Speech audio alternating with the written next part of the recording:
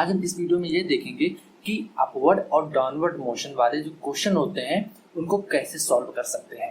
उनके लिए मैं आपको दो मेथड बताऊंगा।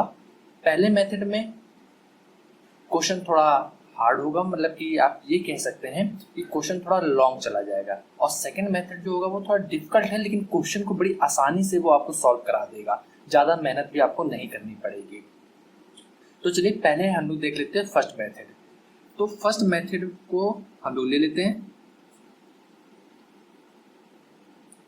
फर्स्ट मेथड में क्या होगा, जैसे मान लीजिए, इमेजिन कर लीजिए कि एक बॉल है जिसको हमने ग्राउंड से फेंका ऊपर की तरफ, कुछ वेलोसिटी होगी इसके पास u मान लीजिए, और जब बॉल ऊपर की तरफ जा रही होगी और कुछ समय बाद ये बॉल क्या होगी, नीचे आने लगेगी, और नीचे तब आएगी जब इसकी वेलोसिटी जो फाइनल वेलोसिटी है वो जीरो हो जाए, मतलब v का मान क्या हो जाए, जीरो हो जाए।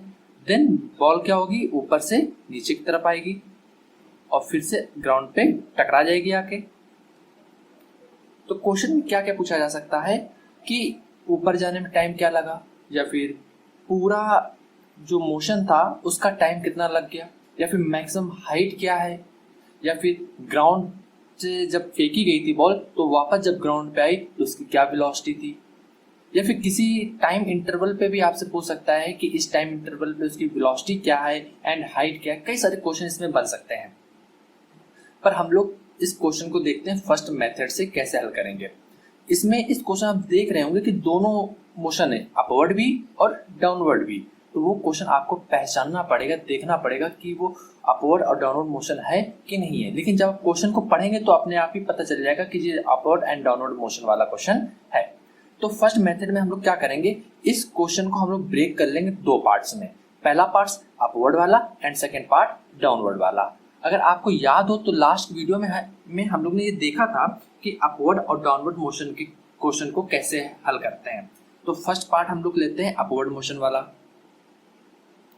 अपवर्ड मोशन, अगर अपवर्ड मोशन वाला पार्ट अगर आप लेते हैं तो इक्वेशंस कौन सी यूज होंगी, अंडर ग्रेविटी मोशन में अगर आपको याद हो तो ऊपर जाने में वेलोसिटी डिक्रीज होती है।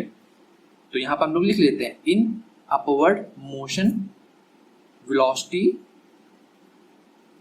are decreases। तो इक्वेशन जो है वो निगेटिव इक्वेशंस यूज होंगी, negative equations are use. Negative equation आपको पता होंगी कौन कौन से, मैं एक बार फिर से यहां लिख दे रहा हूं। v बराबर u minus G T and h बराबर ut minus half G T square, and third है v स्क्वायर बराबर u स्क्वायर माइनस ट्वाइस जी एच। तो जब ये वाला केस लगाएंगे फर्स्ट केस, तो इस फर्स्ट केस में क्या होगा कि हम लोग ने केवल ऊपर वाला मोशन को कवर किया है, और जब ऊपर जाने वाला मोशन ले रहे हैं तो यहाँ पर बॉल जो है सबसे ऊपर जब मैक्सिमम हाइट पर पहुंचेगी तो इसकी वेलोसिटी जीरो हो जाएगी। तो अगर हम पूछे सबसे ऊपर जाने पर टाइम कितना लगा बॉल को जब उसकी वेलोसिटी जीरो हो रही थी, तो इस क्वेश्चन को अगर देखें तो हम लोग यहाँ ऐसे लिख सकते हैं, time of upward motion. Upward motion में टाइम क्या लगेगा, तो हमने कहा टाइम हम लोग मान ले रहे t1 है ऊपर जाने का, ऊपर यहाँ से यहाँ तक जाने का जो टाइम है वो t1 है। तो इसको हल कर लेते हैं, और जब बॉल ऊपर पहुंच जाएगी सबसे हाईएस्ट पॉइंट पर तो उसकी वेलोसिटी जो फाइनल वेलोसिटी होगी वो जीरो हो जाएगी। इनिशियल वेलोसिटी हमें दी जाएगी, कुछ ना कुछ तो होगी इनिशियल वेलोसिटी, तो u का मान तो हमें हमेशा u दिया जाएगा, और g तो आपको पता ही है कि g लग ही रहा है, a बराबर g होता है। तो अब हम लोग इक्वेशन लगा दे रहे हैं, first equation using first equation. तो हम लोग को वैल्यू क्या मिलेगी इसकी, देखिए आप v का मान पुट करिए, जीरो है, u का मान u ही ले लेंगे, माइनस g की जगह g रखेंगे और t की जगह रख देंगे t1। तो t1 बराबर आपको मिल गया u अपॉन g। तो ये टाइम आपका आ गया ऊपर जाने का, जब बॉल ऊपर जा रही होगी तो ये टाइम हो गया आपका। अगर आपसे ये पूछा जाता कि मैक्सिमम हाइट क्या है वो बता दीजिए बॉल की, तो मैक्सिमम हाइट वो होगी जहां पर उसकी वेलोसिटी क्या हो जाए, फाइनल वेलोसिटी जीरो हो जाए। तो मैक्सिमम हाइट निकाल लेते हैं, यहाँ पर लिख लेते हैं मैक्सिमम हाइट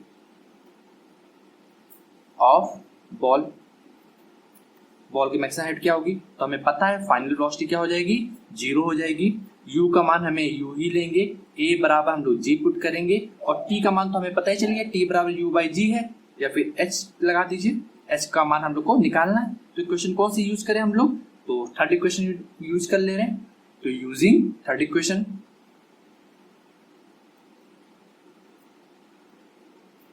तो थर्ड इक्वेशन में वैल्यू पुट करिए, 0 बराबर u square minus twice g और h मैक्सिमम, तो h मैक्सिमम क्या आया value, u square upon twice g, तो जी आपकी आ गई मैक्सिमम हाइट। आप देख सकते हैं कि मैंने अपवर्ड मोशन को केवल कवर किया है, और उस अपवर्ड मोशन में ही हमने टाइम निकाल लिया ऊपर जाने का बॉल का, और मैक्सिमम हाइट क्या होगी उसके बारे में भी जानकारी हम लोग ने लिख लिया। अब क्वेश्चन में, लेकिन अगर हम लोग क्वेश्चन को देखें तो क्वेश्चन में ये नहीं कहा गया था हमसे कि केवल ऊपर जाने का हम लोग को डाटा फाइंड करना है, जबकि हमें तो पूरा मोशन कवर करना है। मतलब कि अब हम लोग को ऊपर से नीचे आने का भी डाटा निकालना पड़ेगा। तो मैं अगर आपको यहाँ बता दूं तो ये क्वेश्चन बहुत ही आसान हो जाता है अगर लेवल सेम है किसी बॉल का या फिर किसी ऑब्जेक्ट का, कि मतलब कि बॉल को जहां से फेंका गया है और बॉल फाइनल में जिस जगह आई है वो दोनों लेवल सेम अगर होते हैं तो क्वेश्चन बड़ी आसानी से सॉल्व हो जाता है। वो इसके लिए केवल आपको एक डाटा निकालना पड़ता है, वो डाटा कोई भी निकाल लीजिए, या तो आप ऊपर जाने वाले मोशन का निकाल लीजिए या फिर आप नीचे आने वाले मोशन का निकाल लीजिए। तो अब हम लोग नीचे आने वाले मोशन का डाटा लिख लेते हैं। कैसे लिखेंगे, अगर आपको याद हो तो अभी हमने जो ऊपर जाने के मोशन में टाइम जो निकाला था t का मान, तो t1 बराबर जो आया था वो हमारा क्या था, u बाई जी था, एंड हाइट जो हमारी निकली थी, हाइट h बराबर u स्क्वायर अपॉन ट्वाइस जी, ये हाइट निकली थी। ये कैसा मोशन था हम लोग का, केवल ऊपर जाने का था, बॉल जब ऊपर जा रही थी और फिर कुछ समय बाद बॉल हमारी नीचे आने लगी। तो हमसे ये पूछा गया कि ऊपर जाने का टाइम और नीचे आने का टाइम दोनों बताइए, मतलब जब तक मोशन पूरा कवर किया गया है उसका टाइम बताइए आप। तो हमने कहा ऊपर जाने का जो टाइम है वो था हमारा t1 और नीचे आने का जो टाइम है वो था हमारा t2। आप समझ गए होंगे मेरा कहने का क्या मतलब है, जैसे हमने t1 निकाला वैसे आप t2 निकाल लीजिए। लेकिन एक फंडा यहाँ पर जो आप लगा सकते हैं वो ये है कि ऊपर जाने का जो टाइम लगेगा वही टाइम नीचे आने का लगेगा। मतलब क्या है, लेकिन आप एक बात ये याद रखिएगा हमेशा, ये तभी संभव होता है जब लेवल बॉल का इनिशियल और फाइनल लेवल सेम हो किसी ऑब्जेक्ट का, तभी हम लोग ऐसे कहेंगे कि ऊपर जाने का जो टाइम है और नीचे आने का जो टाइम है वो इक्वल होगा अंडर ग्रेविटी मोशन में। तो यहाँ पर नोट करके इस पॉइंट को आप याद रखिएगा हमेशा, when level of object is same in final and initial position।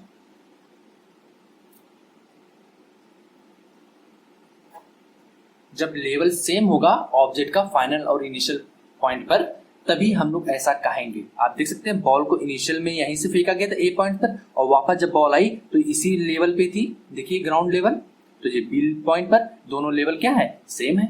तो हम लोग यहाँ कह सकते हैं total time of journey equal to 2 times of t1, और t1 की वैल्यू हम लोगों ने क्या निकाली है, u बाई जी।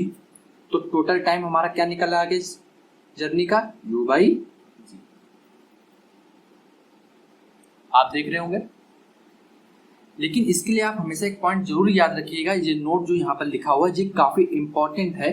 अगर ये जब तक नहीं है तब तक आप नहीं कर सकते नीचे वाला पोर्शन, ठीक है।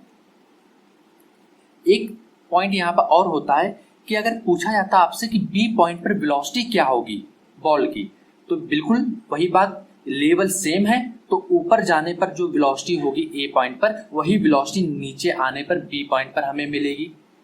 तो अगर कहा जाता अगर आपसे velocity velocity of ball in B point, तो हम लोग कह सकते थे वेलोसिटी ऑफ बी पॉइंट पर वही होगी जो वेलोसिटी ऑफ ए पॉइंट पर थी, और ए पॉइंट पर वेलोसिटी अगर आपको याद हो तो यू वेलोसिटी थी, बस डायरेक्शन चेंज हो जाती है। तो यहां पर आप लिख सकते हैं कि बी पॉइंट पर वेलोसिटी जो है यू रहेगी, बट डायरेक्शन आर चेंज।